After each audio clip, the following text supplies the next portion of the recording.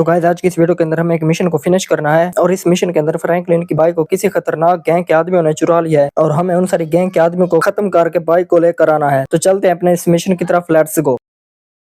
Indian bike driving की city में Franklin अपने हाउस के पास खड़ा था। सुबह का वक्त था और सिटी बिल्कुल खामोश। फ्रैंकलिन अपनी फेवरेट बाइक पर नजर डाल रहा था जो इसने खुद मॉडिफाई की थी। फ्रैंकलिन अपने रूम में चला जाता है, तभी इसके मोबाइल पर एक अननोन मैसेज आता है, भाई फ्रैंकलिन तेरी V8 कस्टम बाइक किसी ने चुरा ली है। फ्रैंकलिन ने तुरंत अपना हेलमेट पहना और बोला, कोई मेरी बाइक ले गया, अब ये मिशन मेरा है। वो अपनी दूसरी स्पोर्ट बाइक निकालता है और इंडियन बाइक ड्राइविंग सिटी के कंस्ट्रक्शन एरिया की तरफ निकल जाता है। फ्रैंकलिन पुलिस की हेल्प भी ले सकता था बट वो इस मिशन को अकेले ही फिनिश करना चाहता था। दी टनल। फ्रैंकलिन देखा एक पुरानी टनल के पास नो एंट्री का बोर्ड लगा है। उसने बाइक पार्क की और धीरे से टनल के अंदर चला गया। यह टनल काफी लंबा और अंदर से बहुत ही ज्यादा डीप था, जहाँ पर कुछ ब्लैक कार्स और NPC खड़े थे। एक shining black bike middle area में रखी गई थी, वही फ्रैंकलिन की निंजा H2R थी। फ्रैंकलिन इस बाइक को किसी भी कीमत पर नहीं खोना चाहता था क्योंकि इस बाइक को फ्रैंकलिन ने अपने ही हाथों से बनाई थी और इसके ऊपर काफी मेहनत लगी थी। फ्रैंकलिन धीरे से बोला, मुझे पता था तुमने बाइक को यहीं पर छुपाया होगा। वो बाइक के पास गया और उसे स्टार्ट करने की कोशिश करने लगा बट जैसे फ्रैंकलिन अपने बाइक स्टार्ट करने की कोशिश करता है तो अचानक से उनकी टीम का एक आदमी फ्रैंकलिन के ऊपर अटैक कर देता है और फ्रैंकलिन के मुंह पर मारना स्टार्ट कर देता है। फ्रैंकलिन थोड़ा सा आगे जाने लगता है तो इसके पीछे और आदमी मारने के लिए आ जाते हैं। फ्रैंकलिन फौरन ही बाइक को भगा ले जाता है बट उनकी टीम के आदमी उसका पीछा नहीं छोड़ते एंड फ्रैंकलिन यहाँ से निकलने में कामयाब हो जाता है। वो फौरन इस खतरनाक टनल से बाहर आ जाता है और सीधा ही रोड पर बाइक को फुल स्पीड से भगा ले जाता है। फ्रैंकलिन इस बाइक को इसलिए बचाने की कोशिश करता है क्योंकि इस सिटी के अंदर कोई भी और V8 बाइक नहीं थी।